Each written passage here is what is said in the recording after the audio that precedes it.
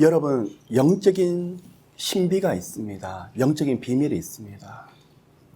어떤 날은 사역이 있고, 어떤 날은 말씀을 전해야 되고, 어떤 날은 기도 인도를 하기 위해서 가야 되는데, 때때로 생각지 않게 마음이 무겁다든지 마음이 다치는 여러 가지 일들이 있을 수 있어요. 올라가고 있습니다. 하나님 어떻게 해요? 그냥 입술에서 지금 기도가 나오지가 않는데 어떻게 해요? 마음이 너무나 무거운데 어떻게 하면 좋아요? 하나님이 아들아 올라가라. 앞에 가서 약속된 시간에 사람들을 만나는데 무슨 말을 어떻게 해야 될지 모르겠고 어떻게 인도를 해야 될지도 모르겠어요. 근데요, 그때 참 신기한 일이 있습니다. 아들아, 네가 하는 게 아니라 내가 하는 것이다. 가서 기도를 하는데 여러분, 성령께서 여러분 모두를 만져주시기를 축복합니다 라고 기도를 하는데 제 마음은 너무나 무겁고 상해 있는데 성령께서 기름 부으시는 거예요. 하나님, 저부터 회개가 흘러넘치지 않아서 마음이 너무나 딱딱해서 어떻게 해야 될지 모르겠는데 예수 이름으로 같이 회개를 하고 있는데 성령께서 영을 부어주신데 모두가 회개가 터져나가는 거예요. 말씀을 전하는데 서 있지도 못할 만큼 기도를 하는데 임재가 너무 강해서 어쩔 줄 모를 만큼 막 하나님께서 사로잡으시는 거예요. 누가 하시는 것입니까? 성령께서요. 제가 깨닫는 게 있습니다, 여러분. 우리는 마른 막대기라는 거예요. 저는 마른 막대기입니다. 성령께서 거기에 불을 붙여주시면 그 불길을 타고 다른 영혼에게 불을 붙여주지만 제 힘으로 아무리 천사 같은 말을 하고 아무리 미사오구를 사용하면서 좋은 말을 한다고 할지라도 사람의 힘과 사람의 방법으로는 전혀 되지 아니하더라는 것입니다. 오늘은 저 사람은 내가 친하니까 저 사람은 내 말을 들으니까 내가 설득해야지. 천만에요. 갔는데 마음이 너무 딱딱해서 말을 듣기는커녕 튕겨 나옵니다. 다시 시작을 합니다. 하나님, 제가 사람을 어떻게 설득을 해요? 그 가운데 성령이 주시는 겁니다. 아들아, 사람은 설득하는 존재가 아니라 내가 그 마음을 만질 때, 감동 줄 때 그 영혼이 마음이 변화가 되느니라. 하나님 맞습니다. 제가 설득하려고 했습니다. 엎드립니다. 다음에 만났더니 별 말도 하지도 않는데 그분이 제가 하고 싶은 말을 고스란히 하고 있는 거예요. 여러분, 하나님의 놀라운 방법들이 여러분 가운데 함께 하시기를. 그래서요, 주님의 은혜를 붙잡으시길 바랍니다. 새벽에 눈을 뜨시면 하나님, 귀로 듣는 하나님이 아니라 살아계신 하나님을 깊이 체험하는 저희들 모두 되게 해주시옵소서. 붙잡으세요. 하나님이 그 은혜를 모두에게 주실 것입니다. 삶 가운데 보여주시옵소서. 사모하십시오. 하나님, 어떨 땐 생각지 못했던 만남이 있어요.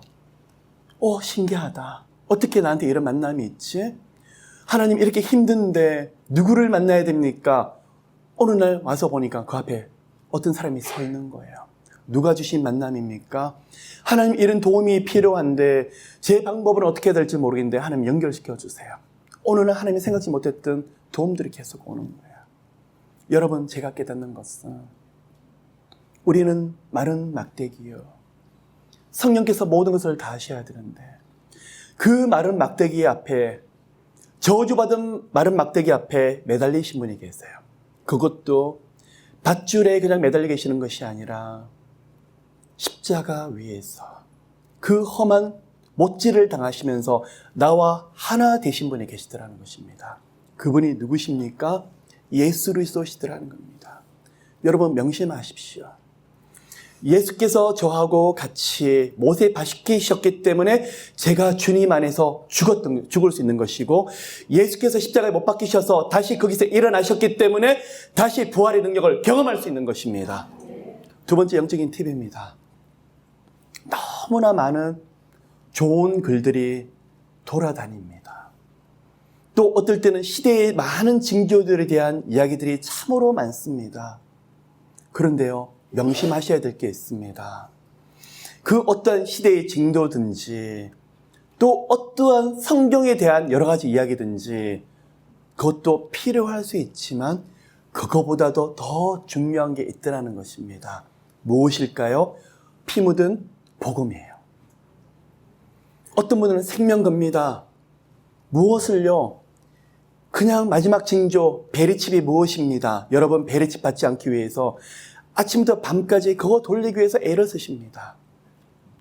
필요할 수 있습니다. 근데 제가 그분에게 말씀드리고 싶은 것은 어쩌면 반쪽짜리 사역일 수 있다는 것입니다.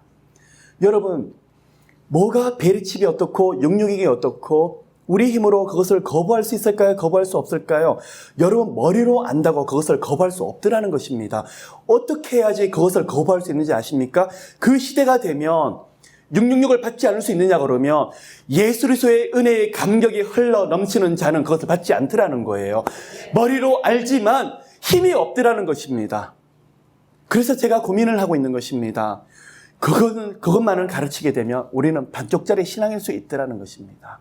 그래서 저는 다시 외치고 싶어요. 미련할 정도로 다시 돌아갑시다. 어디로요? 십자가 앞으로 다시 돌아갑시다. 십자가 앞에 돌아가서 다시 예수 그리스도의 부활의 능력 앞에 다시 그 능력을 받아야 되더라는 거예요.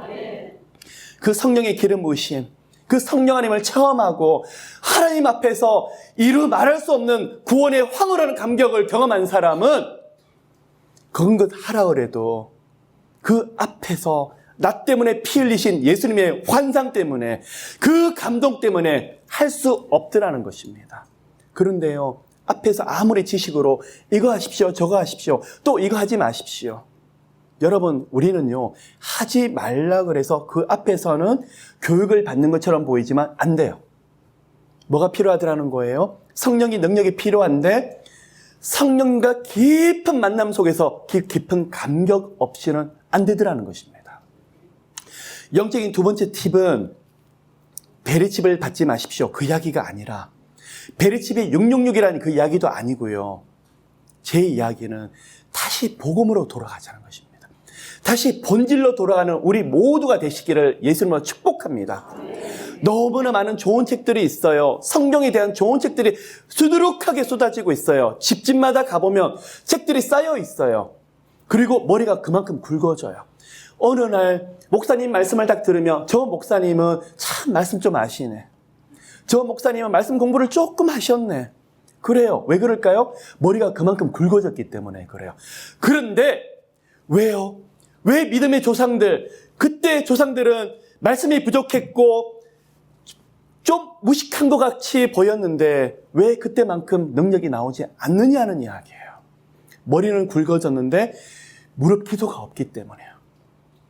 저희 조상들은, 믿음의 조상들은 말씀도 잘 모를 수 있었지만 무릎 기도 속에서 예수 그냥 아멘 예수 그래서 엎드리는데 그 앞에서 지금 우리와는 비교도 되지 않는 믿음의 능력과 성령의 능력을 가지고 있더라는 것입니다. 두 번째 영적인 팁입니다. 수많은 책들이 쏟아지는 것도 좋습니다. 그런데요, 본질로 돌아갑시다. 그리스도의 복음을 붙잡으십시오.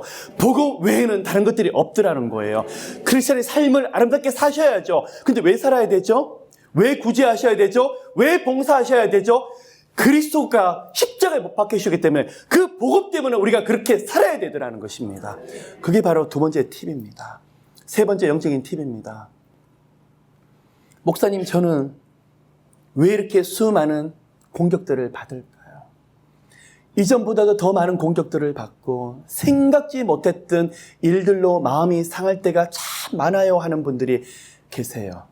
여러분, 예수님을 사랑하십니까? 성령 하나님을 깊이 사모하십니까? 하나님만 인격적인 인격을 가지고 계시는 게 아니라 마귀도 감정이 있고 생각이 있고 판단을 해요. 여러분이 예수 그리스도를 믿고 하나님 믿는 동시에 마귀에게는 원수가 되는 거예요. 여러분이 가는 곳곳마다 복음의 평안의 신발이 되고 가는 곳곳마다 예수가 전해지는데 마귀가 여러분을 내버려 둔다 그러면 그거는요, 잠자고 있는 신앙일 수 있더라는 거예요. 그래도 잠자고 싶다고요? 여러분, 안 돼요. 왜 안 되는지 아십니까? 예수에 미쳐 있고 예수밖에 모르는 사람은요, 보세요. 이상한 영적인 비밀이 있어요. 하나님 너무 아파요. 그냥 더 이상 못 갈 것 같아요. 투덜투덜대고 있는데 어떤 사람이 똑같이 투덜대면 그 앞에서는 어떻게 하죠? 주님 살아계세요. 하나님 살아계세요. 하나님 사랑이니까요. 사랑이시라니까요. 저는 투덜대도 괜찮은데 다른 사람이 투덜대는 것을 못 견디죠. 왜 그렇죠? 여러분 모두가 하나님께 미쳐있기 때문에 그래요. 오늘 하나님 해준 게 뭐가 있어요? 하나님 저를 너무 아프게 하셨잖아요. 주님 저 이제 하나님 좀 적당히 믿을래요. 그러는데 그런 사람 만나면요, 여러분 하나님께 미치셔야 돼요. 복음제를 하고 있어요. 예수 안에 다 답이 있어요. 하나님에 다 답이 있어요.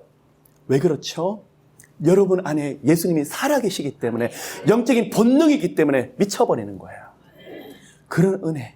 그리고 마귀가 여러분을 보면 미워서 견딜 수 없는 그런 모든 영혼들이 되시기를 예수 이름으로 축복합니다.